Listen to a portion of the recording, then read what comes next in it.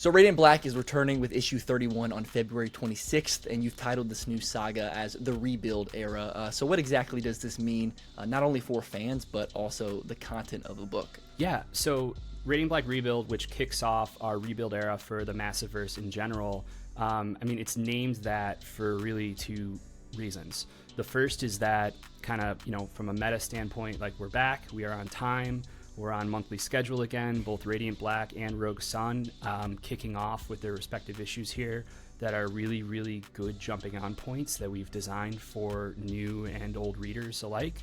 But then within the book, the rebuild era for Radiant Black really refers to this new status quo that we're entering here. So we're coming out of the Catalyst War, and while the war might be over, the renovation is only just beginning. And so looking at the state of both Chicago, but also the state of superpowers and some of these Alien 001 weapons that have proliferated as a result of the Catalyst War, that's all going to be creating quite a lot of challenges for Marshall and Radiant Black to have to navigate as he tries to level up and become both the type of superhero, but also the type of person that the world really needs as their Radiant Black. If someone's never read Radiant Black before, why is issue 31 the place for them to jump on board? Issue 31 is a great entry for the series, both for brand new readers and maybe some lapsed readers. We designed it to be a really, really clean jumping on point. So I actually approached it more in the vein of what Radiant Black issue 1 was way back in 2021. So down to opening with the splash screen of a phone with problems and complications on it. And by the end of the issue, it wraps up with a very heartfelt speech from Marshall that is both kind of a mission statement for him, but also for the book going forward here. So if you want to go back and check out what we've done before, all 6 volumes are going to be in stores now. And we've also done this really cool recap special here, Radiant Black, the story so far, that goes through the major moves of the first 30 issues of the book. So anyone can really come into this, whether they've checked out the events or the issues themselves before this point, or pick up issue 31 cold. They'll get everything they need to know in that issue. So it's no secret that superheroes are basically everywhere nowadays. So what makes Radiant Black so different, and the superhero universe that you've created so different from anything else? Well, first and foremost, Radiant Black is our love letter to superheroes and being fans of superheroes, both in comics as well as all the different mediums that I grew up kind of exploring their stories through, whether it's animation or the live action films or even audio in some instances. We wanted to do for the modern day what we felt was missing in the current landscape of not only superhero comics, but comics in general, which was leaning on trying to create a little bit of that feeling of magic and putting that back into the world. And so we do a lot of things with the book that really comes down to immersion. Like, that's a really big deal for us. So the book has a lot of interactivity. Real locations appear in the series. We really kind of try to push the boundaries medium-wise on what can be done in comics. So, for example, all the superpowers come from miniature black holes, so when we do issues inside these existential black hole realms, we do them all with fluorescent Pantone ink, so the whole book is a blacklight comic. And then, like, the magenta ink itself is actually in universe, like it's a storytelling mechanism, the light of existence that overtakes these characters more and more the longer that they're in there. We'll do things like secret animated short films that are accessible through like a QR code in the book as a total surprise. And coming up here, like with No One, we have a live action feature that we're making, but the film is in universe with the comic and the audio series that it is also adapting. So again, just trying to lean into that idea of immersive storytelling, but for a new generation. What the book actually is and how it's different from the standpoint of a superhero story. The world outside your window is kind of one of the core staples of superhero storytelling, in particular from Marvel dating back to the 1960s. That's one of the things that made it so unique in that era. We are taking the same spiritual approach with Radiant Black and the Massiverse, where our books are set in real places. They are dealing with issues that are very right now, everything from crippling credit card debt and having to move back in with your parents to online dating and what it's like to be a superhero and try to get a Bumble match.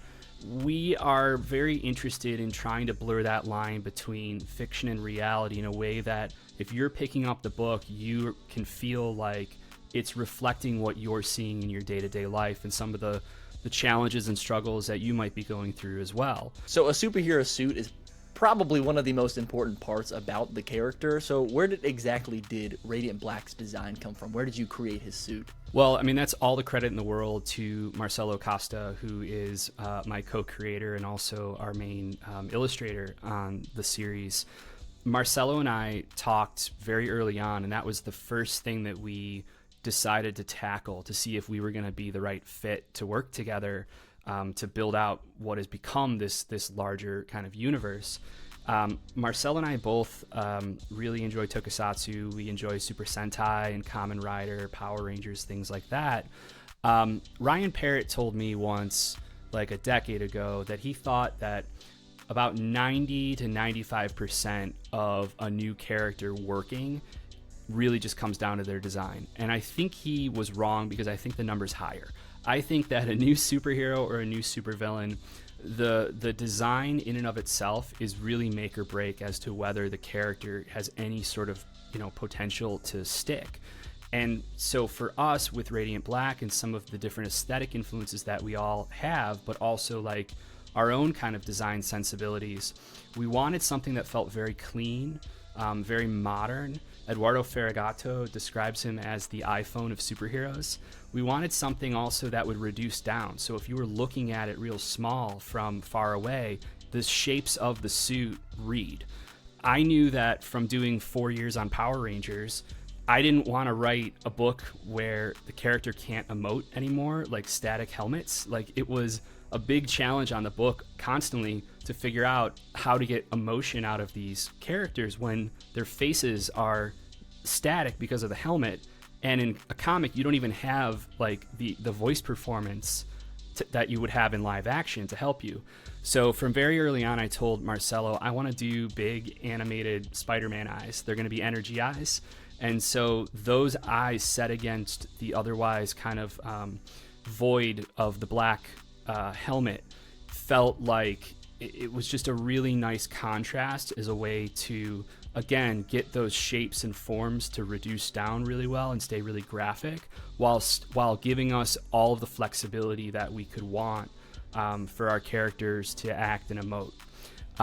I remember where I was when Marcelo sent me, the design. I was at a convention in Nova Scotia, in Halifax, Nova Scotia, and we had done like one round by that point, and they were good. You can see them in the massive edition, the first hardcover we did, but none of them really quite landed. And so Eduardo took another pass, and he sent it to me. And I was very cold. It was outside. I was walking back to my hotel room, and I checked my phone, and I like literally stopped in my tracks on the sidewalk. And I started sending it like to my friends and back to Marcelo. I was like, this is it. This is the guy. And it was the suit. I mean, it's what he ended up becoming. He didn't have the emblem, the final version of it yet, but Marcelo had put in a circle, I believe. So the animated Radiant Black short film that you guys created got a lot of positive feedback, I would say, and people calling it the next Invincible. So would you ever be open to creating a Radiant Black series or a movie animated? Yeah, absolutely. I mean, it's got to be the right fit. It's got to be with the right partners. We're at a point now where we're not really that interested in just optioning our material just to see if someone else can make a run at adapting it. With how holistically we have been building everything, not only in the books, but in these other mediums as well, we want to make sure that it's something when, or I should say if the time comes, where there's an opportunity to do something in another medium, an adaptation, it's going to be something where we're going to be heavily involved. And we've explored it a little bit. I had some offers right before the writer's strike last year on a live action version that we were kind of working on with some people, and none of them were the right fit, and so we ultimately passed. I am definitely interested in the world of animation. I love animation, and I do think it would be something really cool to be able to build. The thing about it, without getting too in the weeds, is that just the state of the market and the industry right now, there's really only a handful of buyers for a series like that. And unfortunately, doing things the traditional route with regards to something like a big animated show for one of those buyers would mean them pretty much wanting all rights, kind of all media rights on the property. That's not as interesting or attractive to me. There are some other ways that you can put something like that together, but it's not something that happens overnight. And, usually it requires some form of kind of independent financing so that you can build the show your own way and then bring a completed series to one of those platforms. And if, it's risky because you don't know if they're going to want to buy it. But considering, where things are at in the industry, as well as how hard it is to get things made these days, I feel like with this property and the Massiverse continuing to grow, the longer we're around and the more good books that we make, I think the more likely that it becomes in the future that we can find the right situation where we actually could potentially do something in a big kind of animated way. And you'd have to bring Will back to do the voice. Oh, yeah, absolutely. I mean, that's kind of the fun bit of it all, is like we're doing this big Radiant Black audiobook right now that we've been planning for some time, and we're getting ready to record it in the next couple weeks. And everyone playing their characters, in my mind, it's like, oh man, well they would do a killer job on the cartoon too, so I don't know. If people are interested in a Radiant Black animated show or animated film, I would say the best thing you can do is pick up the book monthly from your local comic store, and then buy the audiobook when it comes out, because that in some ways could actually be a really cool kind of dry run case study for what these characters brought to life could sound like. So the rebuild for Radiant Black doesn't just apply to this character, it also applies to your entire universe, the Massiverse. And the next character is Rogue Sun. So can you tell us a little bit more about this character and what to expect from his next book? Yeah, Rogue Sun is, if Radiant Black is 1A, Rogue Sun is 1B. It's the second core title of the Massiverse. It's also an ongoing series. It's one of my favorite books we do. It's co-created by Ryan Parrott and Abel. And I like to describe it as like a supernatural Batman Beyond with a crummy dead dad who haunts the suit. And it's like if Flash Thompson got superpowers instead of Peter Parker. Like, you meet Dylan Siegel for the first time, he's like stuffing a kid in a locker in high school. Like, he is a bully. And then he finds out that his estranged father, who left when he was basically a baby, that man is actually a superhero named Rogue Sun down in New Orleans, and he has died. And he has left the mantle to Dylan. So Dylan becomes this new hero, and he's looking to do it better than his father, who he never knew. And then learns very quickly that every time he transforms, the ghost of his dead father is there with him over his shoulder, commenting, trying to give advice, etc. So now Dylan has to make and build a relationship with this man he's hated for all these years and didn't know, in order to figure out not only how to do this superhero thing, but how to hopefully, grow up and start, to become a better person, all without letting New Orleans burn to the ground. So we've done 24 issues of the series. Issue 25, which comes out next month, is also a really great jumping on point. We just put out a Rogue Sun story so far for free, which you can find online. And issue 25 kicks off the start of the next chapter for Rogue Sun, where for all of this time, for these hundreds of years that Rogue Sun has been around, there's only ever been one Rogue Sun at a time. There's only one Sunstone. But starting with issue 25, there's a second Rogue Sun. And that new Sunstone is being wielded by Dylan's half-sister, Ari, who the powers probably should have gone to in the first place. So switching things up real quick, my favorite hero that you've probably ever created is No One, who has some of the most interesting and different comics, or if you can even call them comics, I guess, that I've ever heard of. So could you please explain this character and, where people can find him? Yeah, so No One is our true crime superhero series that's set in the Massiverse. It all takes place in Pittsburgh, and it encompasses a 10-issue comic book run that Brian Buccellato and I wrote, and Geraldo Borges illustrated with Mark Englert on colors. And the cool thing about No One is that it's set against the backdrop of this big accountability killing movement that sparks in Pittsburgh. And it starts because of this digital hacktivist No One, who doxes these 4 super corrupt people, and then no one does anything about them. So someone eventually in the city ends up starting to kill them, and that sparks this kind of like ideological, killing movement built around the idea of accountability. So the actual No One becomes a physical presence in the book, and he's kind of our Batman type.